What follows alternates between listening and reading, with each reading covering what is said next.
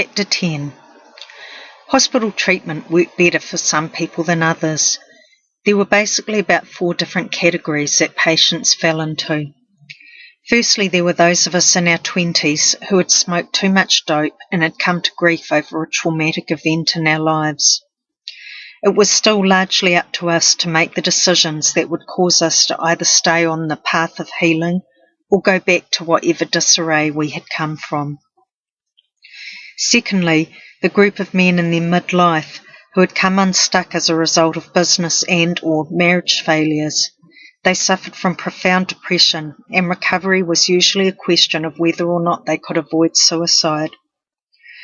Thirdly, there were a handful of elderly people for whom Rata was like some sort of holding facility whilst they were assessed for psychogeriatric care or wherever it was determined they would see out their days.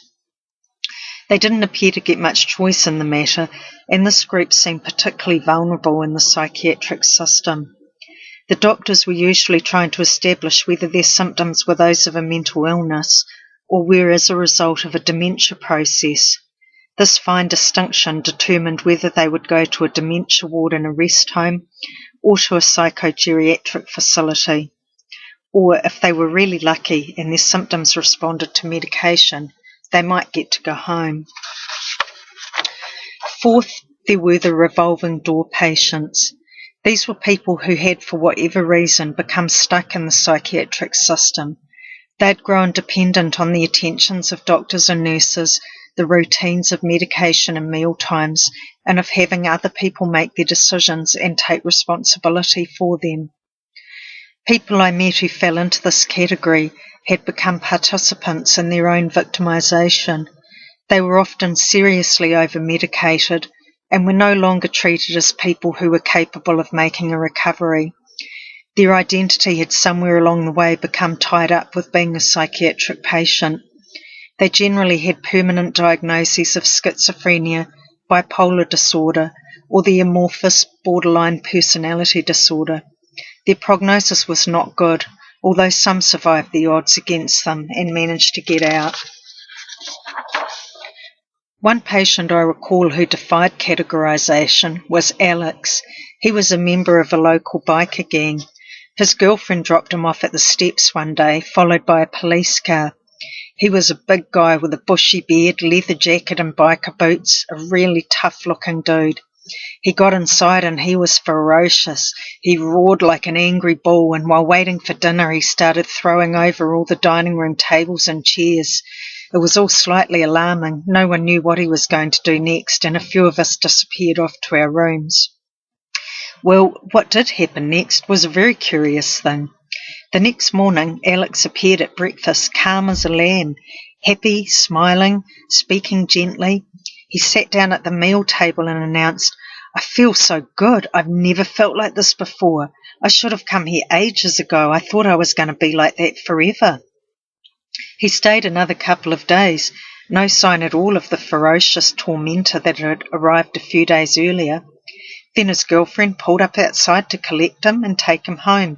A broad smile on his face, he waved and called out as he left, "Goodbye, everybody. Good to meet you all. Thanks so much. Bye." And that was the last I ever saw of him. There was a bit of humour going around after he left, along the lines of, "Gee, whatever they gave him, can I have some?"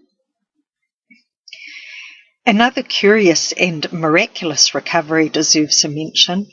Rawene was a young Māori guy on the ward, about 18 or 19 years old. I don't know why he was there because he never talked to other people. He spent all day, every day, walking backwards and forwards the length of the ward lounge, muttering under his breath a cascade of swearing and cursing, mutter, mutter, mutter. At mealtimes he would stop to eat, but he didn't eat vegetables, he'd only put meat on his plate. After dinner he'd go back to his relentless wearing out of the carpet and swearing away under his breath again, presumably picking up where he'd left off. Well, one day he disappeared. No one pacing, no muttering, he just wasn't there. Time wore on and he didn't come back. "Where's Rawene?" I asked a nurse. "Oh," she said, "he's gone home. He got better, so we discharged him." "Right, got better. I will never know on what basis that judgment was made, as he appeared to have remained exactly the same throughout his entire stay. I wondered what he was like when he was at home. To help dispel the crushing boredom of being on the ward, when we weren't on special obs, some of us would take walks around the lush grounds and gardens of the hospital.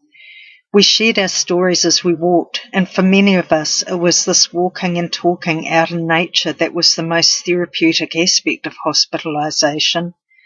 The loss of access to nature was a huge blow when Ngāwha 2 closed and the bunker-like mental health acute unit opened in town in the urban concrete-clad grounds of Nelson Hospital.